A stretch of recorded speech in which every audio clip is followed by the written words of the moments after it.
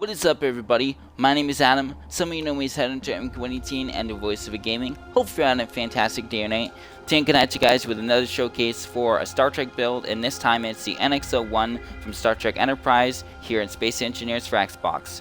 So the NX-01 was the first ship to bear the name Enterprise in Star Trek and was also the first Warp 5 capable starship.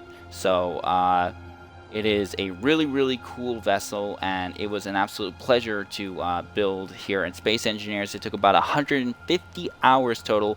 It has 38,858 PCU and 10,426 blocks, a lot more than it would because it has all of these small grid builds on top of the large grid build that add an insane amount of detail at a small scale, and that is the deflector dish assembly, which is super awesome. The left and right saucer section impulse engines, and the bridge here, which is also this little area of the hull and the curvature up to the bridge module, and this little bridge on the underside as well, overlooking the shuttle bay.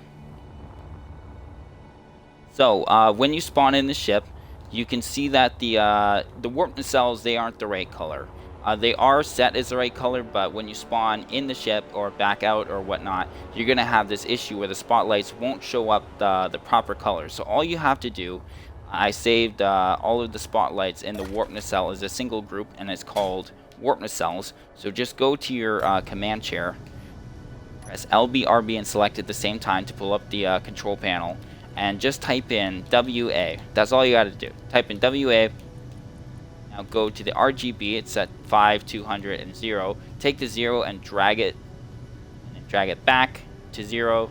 And now, when we go to see the warp nacelles, you can see that they're the proper color of blue. It's a really dark blue that the warp nacelles are, the warp coils and the warp nacelles are for the NX-01. So you can also see that there's a bunch of blinking nav lights. You can see that there are a bunch of lights on the saucer section, spotlights for the cargo bays, and the 3 around the bridge module, and then the one that lights up the name NX-01. Couldn't put Enterprise on there, but that is okay. Now I have a performance issue, one of many performance issues on my Xbox edition of Space Engineers. That is why you're seeing those spotlights around the bridges, bridge module. They're flickering. They shouldn't be flickering, but they are. That doesn't mean that's going to happen with your copy of the ship spawning it in. It's just an issue I have to deal with mine. It's very frustrating and annoying, especially because I have an Xbox One X. But that is besides the point. So those aren't supposed to be blinking or whatnot. Those aren't set to blink. It's just a performance issue with them not appearing properly. So for the command chair, your captain's chair, you can see that you have 4 commands on your D-pad. You have right is jump drive, so that's warp capability. There's a jump drive in each warp nacelle, allowing the warp nacelle to actually let the ship go to warp. So that was the logic behind that. All of my Star Trek ships have that. There is a camera setup. There's also torpedoes or missile to rocket launchers, rocket launcher pieces that you can see. So those are the actions for your main torpedoes. So the NX-01 was equipped with photonic torpedoes, not photon torpedoes, photonic torpedoes. They were the predecessor to photon torpedoes. So you can see that there are 4 photonic torpedo tubes in the front of the saucer section. Now the tubes are named individually, so from left to right it's 1 to 4. And then same for the aft secondary torpedo tubes, 1 and 2 from left to right. But so your right D-pad will single fire them, and you can fire them as many times as you want, but just so it's not too OP of a function, it is still there. And as well as the aft, they are also, you can fire both of them. And that's what this camera is for. This camera is for the warp nacelles here, so you can have that play feature of firing the torpedoes. There's also your aft main torpedo launcher in the the little module there in the center, and that is called the warp field emitter generator. So yeah, it is a really cool ship, and flies pretty well too.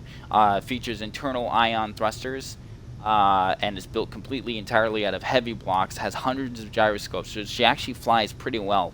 Once again, hopefully when you spawn it in, you don't have these light issues. It just started happening recently, and it's really annoying. But she flies pretty well. Turns really smoothly, so her lack of speed makes up for the the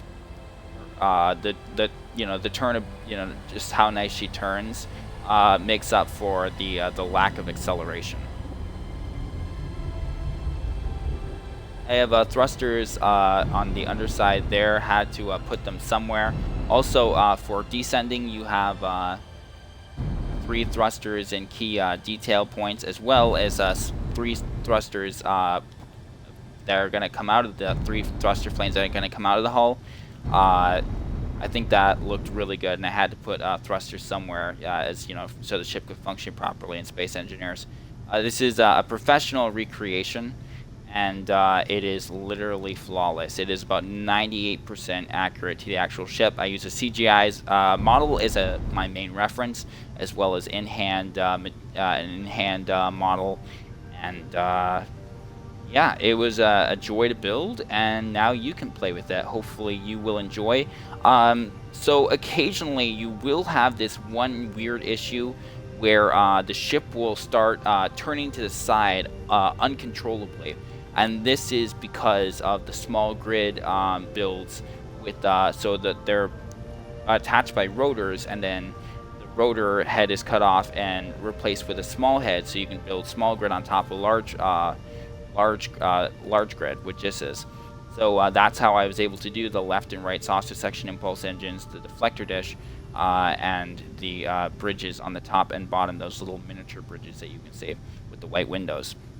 So it's because of these, because of these rotors, it will cause the ship to sometimes flinch uncontrollably. And the only way to stop this bug is to go and type in rotors. And then if you go and select all of them, and you turn off the rotor lock and turn that back on, it won't sacrifice the integrity of those grids, so they'll still be attached to the ship as long as you do that really quickly and don't mess around with any of the settings. You'll be fine, and that should stop it. If not, just build a block onto the ship, and that should balance it out, and that will stop that. It's a really annoying little bug, but I thought I would say that as a creator, let you know if that does happen. If you're playing with the ship and all of a sudden starts twitching and whatnot, that is a thing that you're going to have to deal with. And once again, the spotlights from the warp nacelles that make the warp nacelles look as glorious as they do, you are going to have to do that. Take it from 0, pull it until it appears, and then drag it back to 0. Really simple and really worth it. I was so thrilled to build this ship. I've done so many other Star Trek ships. I have so many other ones to do. So as always, thank you for taking the time to watch this little showcase. I appreciate it. Enjoy the ship for yourself, for Space Engineers on Xbox if you can. And I will see you guys in the next video. Thanks for watching, and enjoy.